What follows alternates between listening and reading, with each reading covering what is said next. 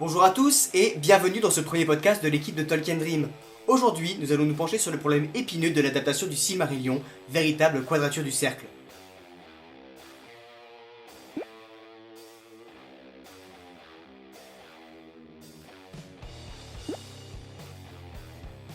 Le Hobbit touche à sa fin. Verra-t-on un jour le Silmarillion sur nos écrans? C'est la question que beaucoup se posent, et le moins que l'on puisse dire, c'est qu'il s'agit là d'un problème épineux. Pourquoi donc cette adaptation est-elle si compliquée? Cela pourrait s'expliquer de manière assez courte de deux façons. D'un côté, le matériau du livre représente un défi quasiment insurmontable à adapter, et de l'autre, c'est du point de vue juridique que cela bloque. Le Silmarillion est sans aucun doute possible l'œuvre qui a donné le plus de fil à retordre à Tolkien. Sans doute trop perfectionniste, il a travaillé pendant des années, l'a modifié, a rejeté certaines idées, en a développé d'autres, à tel point qu'il n'a jamais pu achever ce récit. Ce n'est que grâce au travail colossal de son fils Christopher, confronté au tas de notes laissées par son père, que le livre a pu paraître en 1977. Le Silmarillion est une vaste fresque, parfois incomplète et divisée en 5 parties, qui livre des pans entiers de l'histoire des différents âges de l'univers créé par Tolkien. La particularité du Silmarillion, c'est donc sa complexité. Adapter un ouvrage de la sorte paraît relever de la mission impossible. L'histoire compte de nombreuses ellipses temporelles et ne permet de voir l'univers du professeur qu'au travers du prisme d'événements clés singuliers. Les œuvres de Tolkien foisonnent toujours de détails, mais le Silmarillion oscille entre d'un côté une généalogie et une toponymie abondante, et de l'autre des récits mythiques étalés sur une temporalité si longue qu'ils peuvent parfois apparaître comme déconnectés les uns des autres. Ces récits forment un tout, mais il ne nous est pas entièrement accessible, nous n'en voyons que des fragments. Adapter cette œuvre est donc un défi colossal.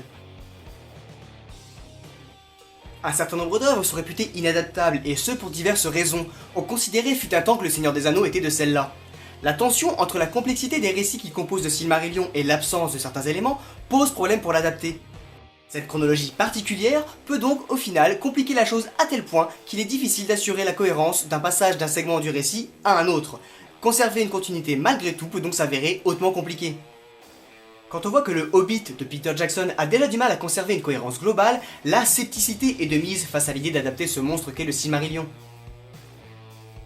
Pour toutes ces raisons, le film ne semble pas être le média le plus approprié, et ce, à moins de ne développer qu'un axe précis de l'œuvre. L'histoire des enfants de Húrin, par exemple, apparaîtrait comme une alternative acceptable. Cependant, ce ne serait plus adapter le Silmarillion.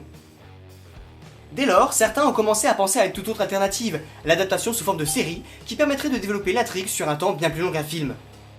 S'agit-il de la solution pour adapter le Silmarillion? Rien n'est moins sûr. La multiplicité des histoires entremêlées sur une temporalité complexe pose problème. Et même dans le cas où le parti pris serait de consacrer une série à une partie de l'œuvre et une autre série à une autre partie de l'œuvre à la manière d'un spin-off, ce qui nécessiterait au final de produire un véritable arsenal de séries, il resterait tout de même assez compliqué d'assurer la cohérence du tout.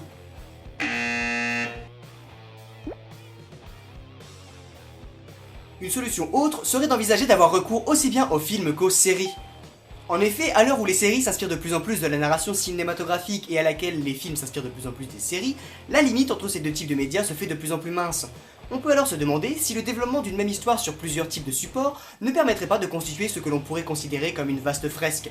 Cependant, là encore, la question de la temporalité se pose. Au final, toutes ces solutions et hybridations ne résolvent aucunement le problème. Au-delà de ces difficultés liées à l'adaptation en elle-même, un autre problème se dresse et pas des moindres, la question des droits. Le seul et véritable problème est d'ordre purement juridique. Le Hobbit avait lui-même fait face à une sombre affaire de droit qui semblait insoluble. Finalement, et même si les frères Weinstein cherchent encore à récupérer une partie des profits, l'affaire s'est décantée. Mais pour le cas du Silmarillion, les problèmes sont d'un autre ordre. C'est avant tout la réticence du Tolkien Estate, représentant de la famille et détenteur des droits, qui bloque toute avancée du projet. D'aucuns estimeront sans doute qu'un accord est toujours possible, qu'il repose sur une compensation financière ou sur un droit de regard de la famille Tolkien. Cela pourrait s'avérer vrai. Cependant, Christopher Tolkien est loin d'apprécier les travaux de Peter Jackson. Il déclarait en effet, dans une interview accordée au journal Le Monde en 2012, « Ils ont éviscéré le livre en faisant un film d'action pour les 15-25 ans. Il paraît que le Hobbit sera du même acabit. » Que l'on soit d'accord ou non avec les propos de Christopher Tolkien, on ne peut que comprendre sa volonté de défendre l'œuvre de son père, son message et sa portée philosophique, autant d'éléments qu'il ne retrouve pas dans les derniers films portant sur la Terre du Milieu, et qui justifient donc son inquiétude. Comme il l'indiquait également dans l'interview précédemment mentionnée, le merchandising du film joue également un rôle dans cette déformation de l'œuvre. Il ajoutait en effet à ce sujet: Tolkien est devenu un monstre, dévoré par sa popularité et absorbé par l'absurdité de l'époque. Le fossé qui s'est creusé entre la beauté, le sérieux de l'œuvre et ce qu'elle est devenue, tout cela me dépasse. Un tel degré de commercialisation réduit à rien la portée esthétique et philosophique de cette création. Face à une telle position, il apparaît donc impensable que la famille Tolkien ne se décide à vendre les droits d'adaptation du Silmarillion, et ce, peu importe qui sera en charge du projet. Il en va d'ailleurs de même pour les multiples ouvrages parus à sa suite, fruit du travail éditorial auquel se consacre encore Christopher Tolkien.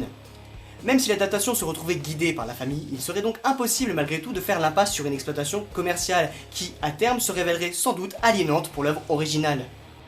Il n'y a qu'à regarder ce qui voit le jour ces derniers temps. De plus en plus de jeux estampillés Terre du Milieu sortent alors qu'ils n'ont absolument rien à voir avec le monde de Tolkien. C'est là tout ce que veulent éviter ses héritiers. On peut donc aisément imaginer que le Silmarillion n'est pas prêt de voir le jour, que ce soit au cinéma ou sur nos écrans de télévision, et ce, du moins avant de très nombreuses années.